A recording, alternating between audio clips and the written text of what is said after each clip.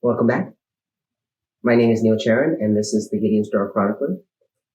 Wanted to talk to you a little bit today about Game of Thrones, the TV series in particular, but also the novel, in the sense that I believe the public has been elevated because of this phenomenon, regardless of how it ended and the divisiveness behind the ending. We've come to expect certain things. The easiest thing to go back to is the Rise of Skywalker, since now it's new and quite a lot of people have seen it. Spoilers. There's a scene where we think Chewbacca has died, and it actually hit a lot of us in the theater, Star Wars fans and moderate moviegoers, quite impactfully. And then the next scene later, we find out he's alive.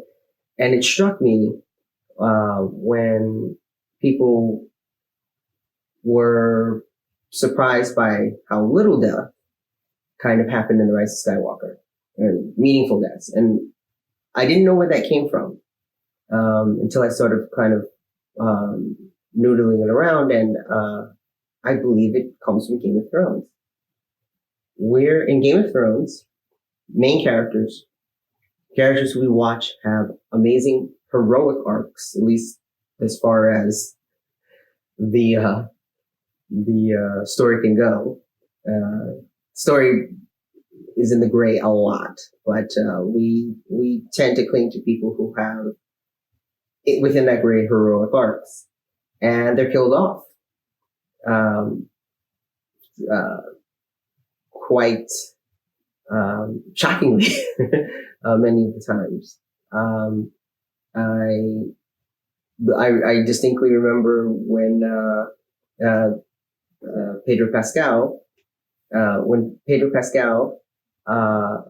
was fighting the Mountain, and the Mountain killed him. It was completely, totally utterly shocking. It's a character that had grown on me. It was a character that I came to admire, particularly in that moment when he decided to be Tyrion's champion. And he looked like he was going to win the fight. And it was wonderful within the moments. In the beginning, there was no way it looked like he was going to win that fight. Then in the midst of it, you weren't sure. And then towards the end, you're like, he's gonna win this fight. This is going to be amazing. And then he doesn't. And that's Game of Thrones in a nutshell. And it rips your heart out, but you want it to. Like, you walk into it wanting it to want. And I think we've been elevated as the public, as readers, as people who enjoy stories. We want our storytellers to sort of render our hearts in such a way. And I think we as storytellers haven't caught on to that. That the gift that Game of Thrones really gave us isn't sort of these, and they do foreshadowing. We can talk about foreshadowing in a separate video as well. They do foreshadowing wonderfully. The use of foreshadowing in the show is amazing, but and in the books. But the truth is that it's also used to sort of rip your heart out. And it's not just inverses of tropes. It's not just reverses, and you don't even want to say gotcha moments. It's none of that. It's taking sort of the typical hero's journey, but then giving it a very colossal, climactic, heart-wrenching end. It's just amazing to witness in real time, and you feel it. You really feel it. And again, as a storyteller, that's one of the things where I completely understand. For instance, for season 8, I loved the long night. I loved, again, spoilers. I loved that Arya was the one that killed the Night King. It was fantastic. In fact, if they had stretched it and made that the season ender and made a season 9, we wouldn't be talking about season 8 at all the way we're talking about it. And this is important to storytelling. This is important to understanding. You can do throwbacks. The Seven Samurai / Magnificent Seven, the Americanized version of the Seven Samurai, have been done in different ways many times. It's a wonderful arc of some warriors who have their own past come to defend people. There's a TV movie that James Cameron was involved in called Battle Beyond the Planets. And it basically is the Magnificent Seven or Seven Samurai in outer space.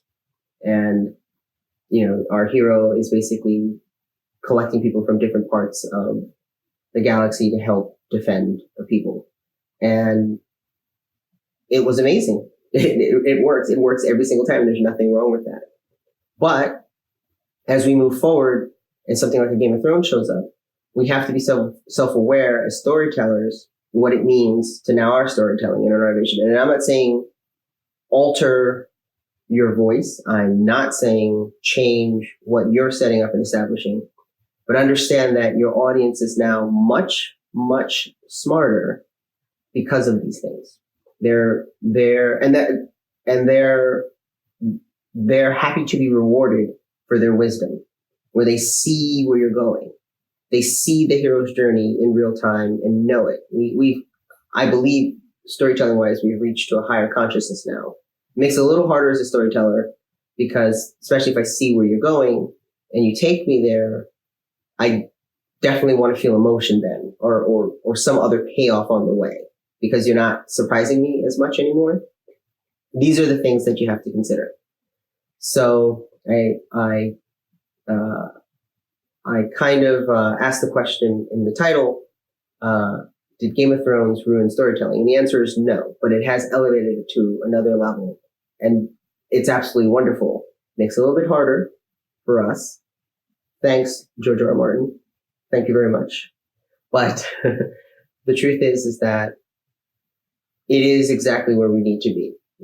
It will make us better storytellers. It will make us better writers. And it's exactly what I've been saying.